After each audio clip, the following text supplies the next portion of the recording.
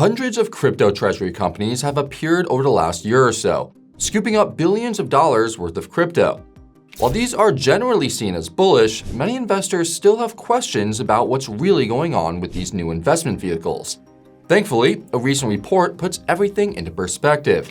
So today, we're breaking down this report for you in simple terms and telling you what comes next for crypto treasury companies and for the broader crypto market. My name is Louis. Stay tuned. Before we go any further, you need to know that I'm not a financial advisor and nothing in this video is financial or investment advice. It's educational content that summarizes a recent crypto report. If that sounds good, well, prove it by punching that like button, and let's get into it. The report we'll be summarizing for you today was published by CoinGecko, and it's titled, quote, 2025 Digital Asset Treasury Company DATCo Report. We'll leave a link to the full report in the description, but we'll be covering the highlights for you here in this video. Note though that some of the data in this report is already outdated, but there's still plenty that's still relevant. Now, the report begins by explaining what digital asset treasury companies are all about. Basically, a digital asset treasury company, or DATCo for short, is a publicly listed company that has adopted crypto as part of their business model. Broadly speaking, there are three different types of DATCos. The first is crypto mining companies, which have been around since 2017. The second type of DATCo is pure play digital asset treasury companies, which focus entirely on building their crypto treasuries. Pure play DATCos typically rely on equity-based fundraising to accumulate assets, though some have the added advantage of staking to generate additional cash flow. And the third type of DATCo are companies that have pre-existing business models but have diversified into crypto, either by directly holding it or via ETF exposure. As you probably know, the number of DATCos has exploded over the last year, with many following the third DATCo model, pioneered by MicroStrategy, now known as Strategy. At the time of shooting, Strategy holds nearly 650,000 BTC, over 3% of Bitcoin's total supply, has a market cap of almost $50 billion, and is even eligible to become part of the S&P 500. The report notes that because Strategy's MSTR stock often trades above its BTC holdings, the company has been able to grow its treasury rapidly through equity-based fundraising. This is primarily done via ATM, or at-the-market programs, which we'll come back to later. That said, MSTR is not trading at a premium at the time of shooting. Due to BTC's recent sharp decline, Strategy's MNAV, or multiple net asset value, has fallen below 1 for the first time in nearly 2 years. This means MSTR is now worth less than the assets Strategy holds, making additional fundraising much more difficult. And the surge in supply of DATCos might have something to do with it. There are about 190 DATCos for Bitcoin alone, roughly 70 for Ethereum, and another 20 for Solana, plus more for other altcoins. So, definitely more than the 142 noted in the CoinGecko report. But for simplicity, we'll stick with the ones identified here for the rest of the video. The authors note that 70% of DATCo crypto purchases were for BTC, with $30 billion spent on stacking sats. Next were Ethereum DATCos, which spent nearly $8 billion accumulating ETH, with $7.1 billion of that coming in August 2025, helping ETH reach new all-time highs of almost $5,000. Speaking of which, if you're looking to buy and trade crypto, well, then you have to check out the Coin Bureau deals page. That's where you'll find exchange sign-up bonuses of up to $100,000, trading fee discounts of up to 50%, and deposit cashbacks of up to 75% on the best crypto exchanges. Just hit the link in the description or scan this QR code, which will take you right to the deals page. There, you'll see all of our offers across a range of exchange partners. Simply click one of the Sign Up Now buttons and that should take you right to the deal. These deals won't be around forever though, so take advantage of them while you can using the link in the description below or by scanning the QR code on the screen now. Now, back to the report. It next looks at DATCos by crypto, starting with Bitcoin. In total, Bitcoin treasury companies have accumulated over 1 million BTC, accounting for 5% of the total supply. Strategy alone makes up a crazy 61% of all BTC held by treasuries. Over 73% of Bitcoin DATCo purchases occurred between 2024 and 2025, with $30 billion spent in 2025 compared to $24 billion in 2024. Notably, only 13 Bitcoin treasury companies hold more than 10,000 BTC. 4 of these are pure-play DATCos, 4 are Bitcoin mining companies, and the remaining 5 are companies adding BTC to their balance sheets. Unsurprisingly, Strategy has led the pack this year, acquiring an impressive 203,470 BTC in 2025 alone. And it actually bought even more last year, 257,250 BTC to be exact. Though, to be fair, BTC was much cheaper in 2024 than it has been for most of 2025, recent price action notwithstanding. Intriguingly, the report claims that BTC's price has been largely unaffected by DATCo's purchases in 2025, simply because most buying occurred through OTC arrangements. As a result, this accumulation has had little immediate impact on BTC's price. Next, the report looks at Ethereum treasury companies. These have accumulated over 6.2 million ETH, more than 5% of the total supply. The largest Ethereum DATCo by far is BitMine, which holds over 3.5 million ETH. Trailing in second place is SharpLink, with just over 860,000 ETH, followed by Ether Machine with 496,000 ETH. Notably, the report lists Digital in third place, though as I record this, it's actually fifth. But hey, this is crypto, folks, and things move fast here. Anyway, the report then turns to Solana DATCos, which have accumulated over 20 million SOL, about 3.5% of SOL supply. Interestingly, while the first Solana DATCo was founded in June last year, more than 99% of SOL accumulation occurred in 2025. The largest Solana-focused treasury company is Forward Industries, which raised $1.6 billion through a PIPE deal in September and used it to buy over 6.8 million SOL, about 1.2% of SOL supply. Beyond Forward, 4 other companies each hold roughly 2 million SOL: Solana Company, DeFi Development Corp, Sharps Technology, and Apexi.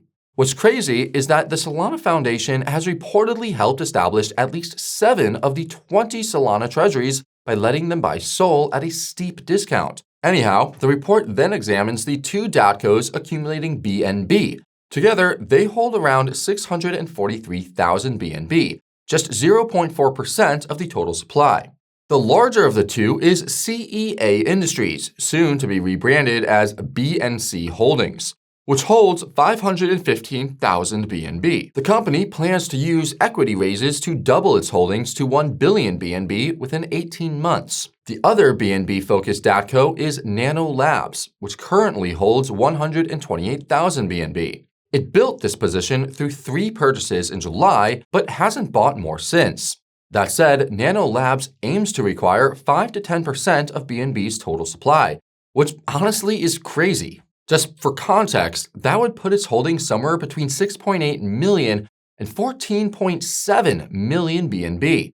Quite the leap from 128,000.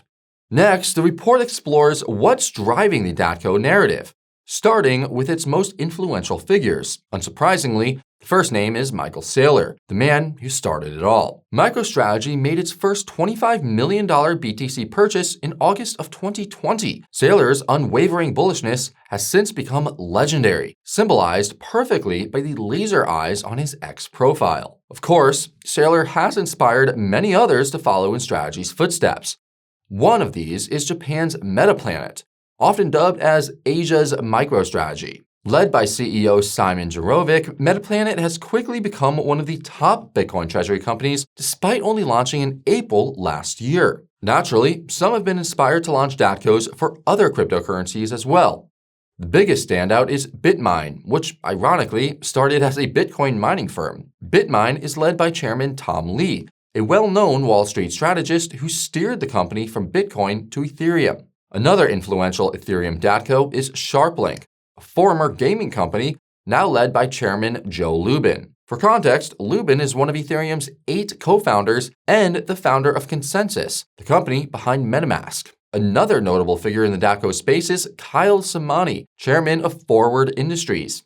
Not only does Samani lead the largest Solana DATCo, but he's also the co-founder and managing partner of Multicoin Capital, a major crypto investment firm. One more notable DATCo figurehead that should probably get a mention is Eric Trump. Beyond being the second son of the US president, Eric has been an outspoken supporter of crypto. He co-founded the DeFi protocol World Liberty Financial, as well as a Bitcoin mining company called American Bitcoin. The report then explores the different ways DATCos fund their crypto accumulation. As we mentioned earlier, most purchases are made through equity-based funding. However, each method has its own pros and cons, and it's important to understand their differences. The first fundraising method is private investments in public equity, or PIPE deals.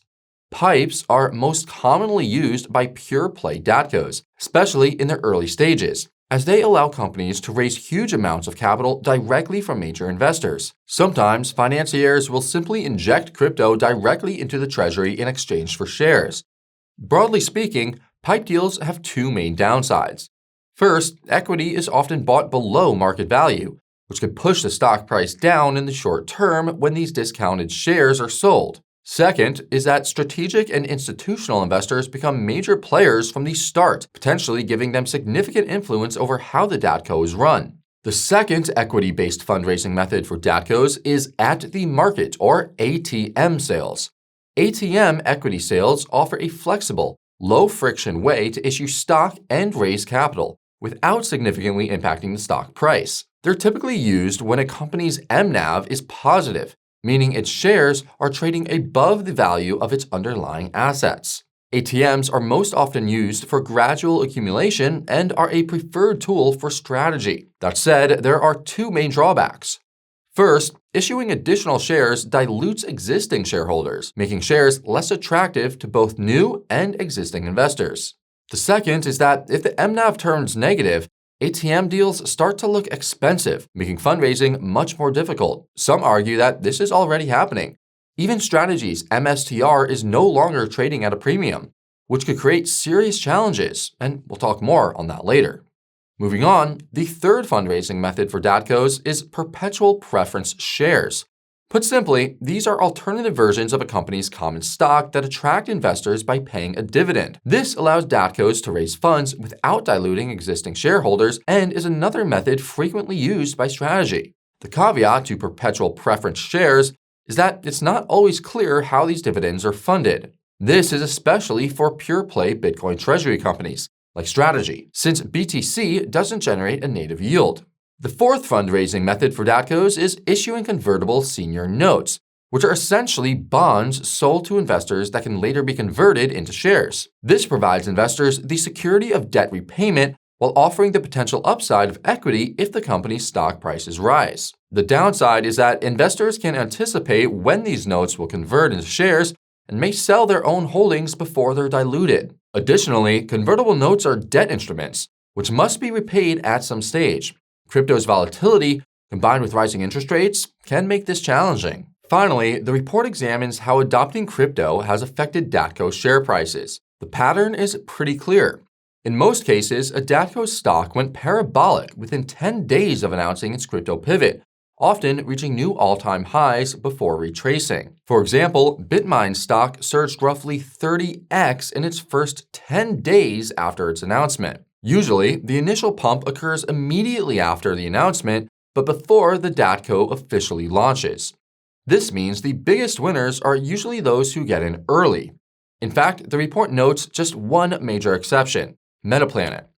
Its stock rose just 2x in the first 10 days, before surging an incredible 62x over the next 269 days. To be fair, a 62x gain in just 9 months is nothing to scoff at, especially in the stock market, where most investors shed tears of joy over a 10% annual return. However, it's also common for the stock price to fall off a cliff shortly after the pivot, erasing the initial gains. For example, Alt5 Sigma, a treasury company focused on World Liberty Financial's WLFI token, saw its stock fall by 71% in the 44 days after the pivot. Next, the report notes that mining stocks like Marathon's Mara, Riot Digital's Riot, CleanSpark's CLSK, and a handful of others mostly stayed in the red during Q1 and Q2 of this year, before surging in Q3, just as BTC reached its all-time high of 126K. Notably, several mining companies have also benefited from diversifying into AI data processing.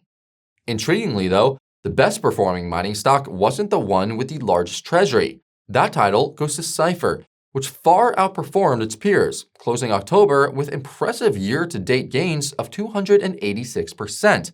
Not bad at all. Next, the report examines arguably the most important metric for assessing DATCo performance, the MNAV, or Multiple Net Asset Value. It sounds complex, but it's actually quite simple. Basically, MNAV measures how a company's enterprise value compares to the value of its assets. A company's enterprise value is calculated by taking its market cap, adding any debt, and then subtracting cash or cash equivalents. So, for example, if a company's enterprise value is $1 billion and it holds $1.5 billion worth of assets, well, then its MNAV is 1.5x. Easy, right? Now, the reason this matters is because if a company's MNAV falls below 1, it's trading at a discount. That might sound good on paper, but it actually indicates that the company is underperforming its assets. In other words, the market sees it as weak, suggesting that it could struggle to raise capital for future crypto purchases. Conversely, an MNAV above 1 signals strength. It means the market values the company higher than its balance sheet assets, implying strong confidence and suggesting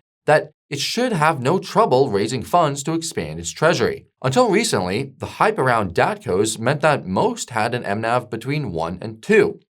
However, the hype has since cooled, so much so that the report notes 3 major DATCos, 21, BSTC, and ProCap BTC, even launched with their MNAV already at a discount. This is likely due to investor fatigue from the flood of new DATCos entering the market.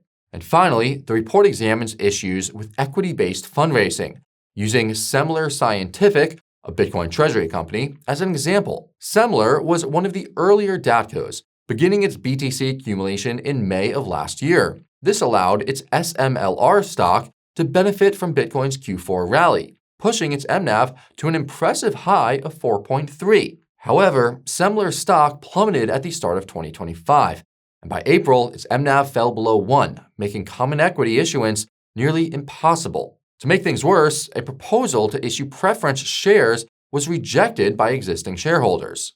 With few options left, Semler merged with another Bitcoin treasury company, Strive, in September. The merger didn't exactly go well for Strive's stock price, which dropped roughly 80%, pushing its MNAV below 1 as well. Ouch. And with that, we've reached the end of the report. Remember, you can find a link to the full version in the description below. For now, though, you might be wondering what's next for DATCos and the broader crypto market.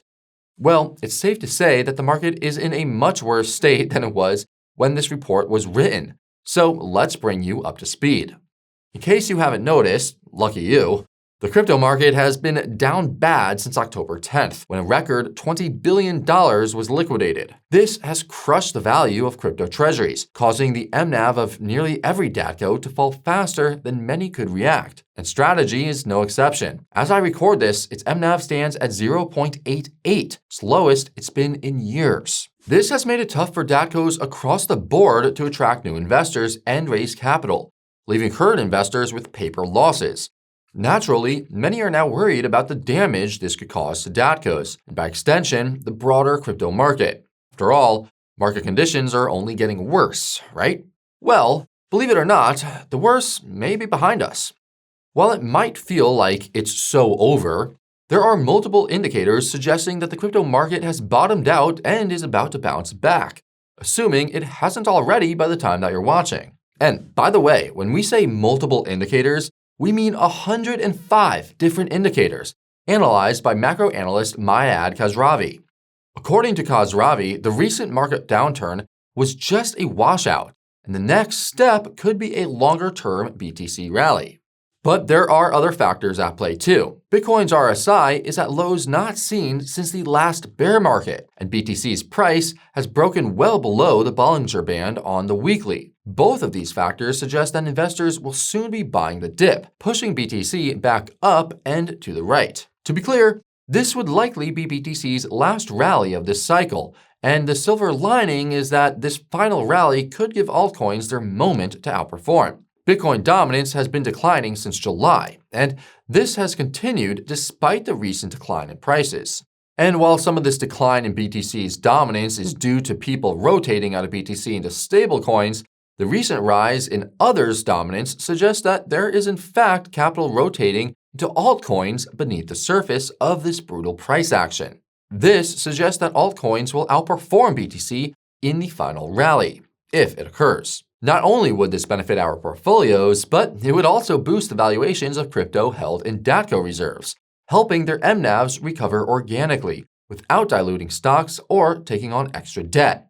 In the short term, this means crypto treasury companies won't crash crypto prices. In the long term, DATCos are likely to become more mature, with many implementing sustainable strategies that provide ongoing support to crypto prices across the board. Of course, that's if this crypto cycle isn't already done and dusted, and if prices don't keep sliding further. If they do, expect a wave of consolidation, smaller DATCos getting swallowed by larger ones once they fall. But as Semler showed us, this doesn't always go smoothly and can sometimes make things even more painful. So let's hope those 105 indicators actually mean something. Crypto is about to bounce back. Because I don't know about you, but I could really use an extra large dose of hopium right about now. And that's going to be all from me today, folks. So if you want to see exactly why crypto could recover, well then you should check out that video right over here. And if you want to learn more about the fear and greed indicator, well, check out that video right over here. Thank you all so much for watching, and I'll see you again very soon. This is Lewis, signing off.